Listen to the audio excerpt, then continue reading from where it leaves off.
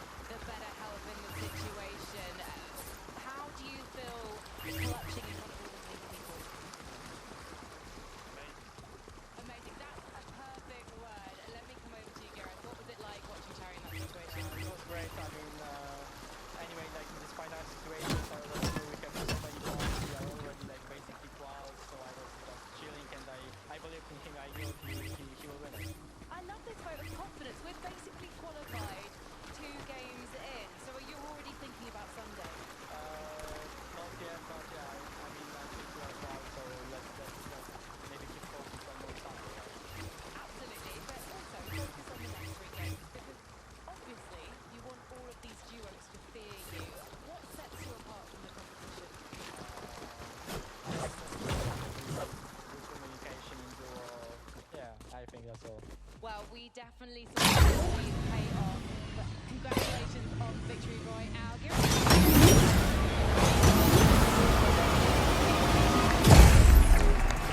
Man, oh man, to compete on this stage in and of itself is an honor. But to get a Victory Royale in a circumstance like this with a crowd this electric, that is something else. Yeah, it really is. I mean, these guys land in that sort of area, so it was very much a home zone for them, but they made it count. We've seen teams that haven't had that sort of zone luck, you could say, actually pop off, but these guys, they made it count when they did get the zone. Yeah, and not only did they grab that Victory Royale, but they did it with double-digit eliminations. Yeah. I did not expect to see that so early on in the competition.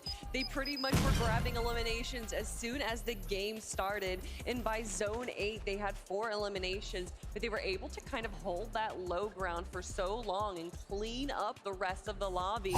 They deserve their VR. It was a battle of solos there in the end as well. I think I saw 5 solos right there at the end, all battling it out. And that's what we love to see from this. It's solos clutching up on the big stage, and that's really, really not easy. So great job from Chari to make it happen. Well, if we're going to talk about solos clutching up, then we got to talk about Seti. Yeah, my goodness. Course. From the start, I mean, we saw them go down early in game 1. We knew that they needed to do something a little different in game 2.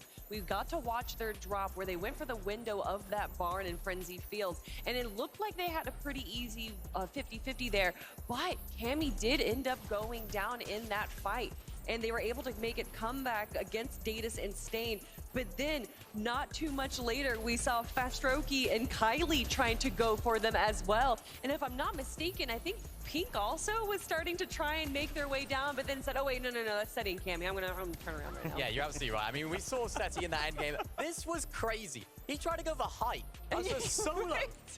This guy's crazy. Like, he was like, you know, he was like an autopilot, high ground. I mean, oh no. I think I'm on my own. Honestly, I think it was a great play. I think that there was so much chaos going on in the low ground that they weren't expecting anyone to try and take high ground. Seti positioned himself just on the side. You can see that they weren't aware of that Seti was going to be coming in onto them and grabbing that one elimination. It did eventually lead to his, you know, demise, but he was still able to grab 4 more points as well as kind of weaken the other players in the lobby. Yeah, I did want to highlight a couple things for us. First, in that #1 spot, Reach and Ritual. Whoa! That's the one. I'll come back to him in just a second, but just as a reminder, Sherry and Giras, and I'm sorry if I'm Shari if I'm mispronouncing the name. I'll see myself Shari. out. I'm so sorry. Can we get someone else on the desk? Yeah, can we get Mini Minor, you take over. Yeah. Still though, a huge Victory Royale from the duo, and I kind of just love the way they kind of play this, right? You can kind of tell, even just after these 2 games, these games are so hectic. They're not anything like the games we're used to seeing, right? A lot of these other regions, NA, typically broadcast, you can see, like, even though there's chaos, there's a lot of control, right? It's like, okay, well, I know we're gonna do this, and we'll position ourselves. In these last 2 games, it's just chaos, right? Either no build or everyone's on mad low HP where everyone is one shot to the other. In this case, coming down to the 1v1, it is so hectic on this stage. I mean, in this situation, we've talked about it almost seemingly all year. When Queasy and Veno aren't on height in that endgame, it's anybody's game. We saw Seti trying to spoil the party up there for Chari and Giras on height. He didn't quite do that, but he did take out one of them. And of course, that was Giras, so Chari had to solo clutch from high ground. Of course, that's what's going to win them these games. We're seeing it time and time again. High ground is going to win these teams the games. And because Queasy and Veno weren't there, the high ground was a lot more free. It was indeed. But I do want to talk about the duo that we were looking at for just a moment there, Reet and Ritual. Yeah, of course. Here we go, Kelly. All right. Listen, all right, they're doing a very good job right now. That might be why they're in first place, and they're utilizing everything that competitive Fortnite has to offer, such as Rift Island, getting those 15 points, and that is actually what's going to be pushing them into that first place spot. But also, look at the placements. They are currently tied with Cold and Acorn, who are some of the most consistent players in the world. Yeah, they definitely are. I mean, there was always a moment there where they were boxing up below that Rift Island. They were like, I mean, nobody's going up for it.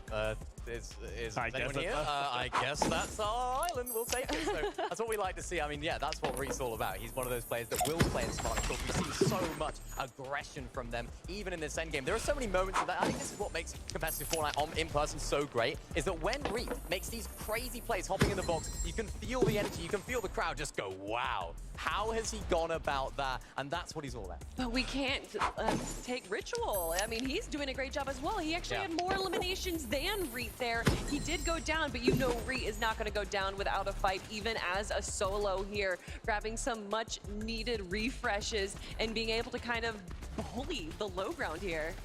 I love this playstyle, right? He's almost fearless. And we actually saw something very similar from Baka and Pars in the last game, right? One of them dropping down to 1 HP, but it's the confidence. It's like, it doesn't matter what situation we're in. We just have to go for it. If we're eliminated, that's fine, but let's go for it. Now, Reet making that work is wild. And I think, especially for him, he's someone that for a long time, especially back when it was NA East, NA West, he kept saying things like, I want to go up against these other regions because I want to prove that I have what it takes to compete.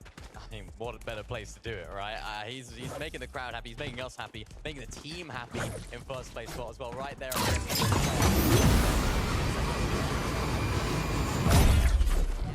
crowd was so cool at that moment. I'll also mention that had a great performance as well, and I mean, I love to see NA on top. Minnie, what's going on? I mean, NA on top here, this is a difficult one for them, but you know, I like the way they've adapted their play style, and of course they're doing very, very well at the moment. We can see this going through in this latest game. They were trying to look at that high ground.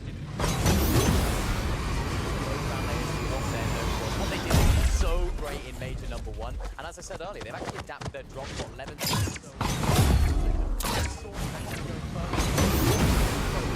I didn't expect to happen.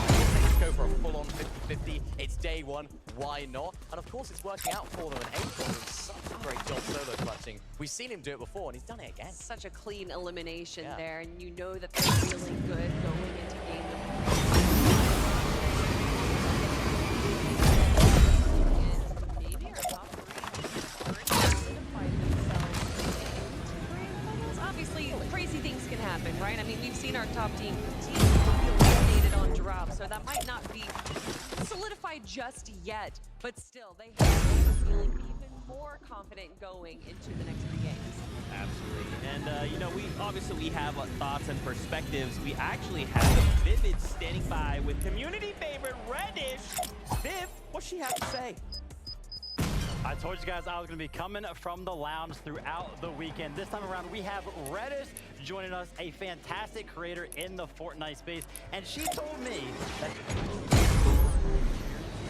event as a fan. So tell us all, how has it been experiencing the Global Championship so far?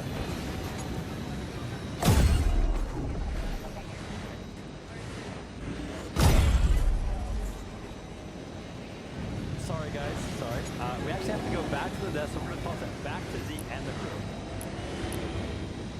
Don't worry. I will find a way to talk with you soon. Don't you worry, Reddit. Don't worry. Man, this has been such an incredible start to the day. The first 2 games of the Global Championship, especially in the upper bracket. Kelly, you said something that what we saw kind of at the beginning had a strong start. And it's like, okay, well, remember, top 25, what do the points look like? After one game, qualify, right? They might do a good game with a couple VR, or a couple eliminations, rather, and it might be just enough. That's fine, I think. But now, these teams that are in this sort of top 5, top 3, realistically, you have to think that they have got it in the bag. But as you mentioned, Zeke, anything can happen. They've got to keep their foot on the gas, because not only is it really, really good to, of course, be at the top of the leaderboard, it's also really, really good practice, really good to be in this environment. What are these other teams, these other regions that do? Because who knows? Talking about foot on the gas, Tammy and Seth, 21 placements, obviously, going down early in game number 1. That's going to put them in the page of our lobby list. But we gotta talk about Seti using the rocket ram once again. That seems to be where the utilization of this rocket ram is going. Launching high into the sky, seeing where the rest of the lobby is. I love this. And yes, by having the rocket ram, you see that all of these teams are forgoing that 3rd key, which can be incredibly beneficial. But it just has so much more utilization than I think I initially thought. It just shows how good this duo are. Seti as a collective, but we have to remember these guys are both incredibly talented players as solos. We see them in DreamHack's Cup first and second, and they're just like a duo that have just decided to play in that solo event. So that's what we love to see from this duo, and I like to see the fact that we can have trust in Seti, trust in Cammy to punch up in the big moments, because they're not going to be nervous. And you know what else we have trust in? Easy and Vino going for high. If it's not them, it's the others. There's so much more. Now, I promised you an interview with Reddit. In the Creator Lounge. And we're back. Sorry about that, guys. I accidentally did too far of a mic drop earlier. I ended up breaking that microphone. But I'll introduce her again. It's going to be Reddit, a fantastic creator in the Fortnite scene. And like I was saying, this is actually her first time out at an event, being a fan. So let us all know how Ed has been experiencing the Global Championship. It's been phenomenal. I was saying earlier on here that I've been watching every single FNCS for like the last 3 years, I think, but this is my first time watching from an audience. I couldn't make it to the event. I'm sitting right next to Gentle Mates, the crazy people, and they go crazy every time the audience goes crazy. Also, I have to mention the first game as a GXR supporter was pretty wild. We had Malibuka win off spawn and claim the island, and then Queasy won, so it's been just amazing to watch as a fan and supporter and Fortnite lover. So, yep. Yeah, awesome. I love the fact that you're kind of bringing up who's been doing well throughout the day. Of course, this is the upper bracket. We have 25 teams going directly into the finals after today. Give us a couple names that you think are going to be, towards the top of that leaderboard after today. We have a few games left, so I have a feeling almost everyone kind of still has a chance. But yeah, GSR on top. I hope Queasy and Malibuka will win. Hopefully I didn't just jinx them. And I don't know, so many teams are doing amazing. With Cold and Acorn, Pink and Vico. Oh, Seti and Lucky, they're making a little comeback. So it's super exciting to see who's gonna make it in the end. But all of them are amazing. And they're talented as leaders. Yeah, awesome. And for anybody that would love to check out your content, Reddit, let them know where they can find you. Really on Twitch. Or I'm really on Twitch. There it is. Thank you guys so much for tuning in. Thank you, Reddit, for the insight. We're going to be tossing it back to the desk to see and the crew. Thank you so much. Redditor's fantastic as always. Now, as we kind of draw closer to the next game start, we kind of want to highlight a couple of things. Really quickly, Miniminder, you kind of called this out for us, and I wanted to take an opportunity to talk about it. Zago and Peppleclip, they had a very interesting Storm Surge strategy in that last game. Yeah, they did. And I think this just encapsulates what LAN events and global events are all about. We never know what these other smaller regions could be pulling out of the hat.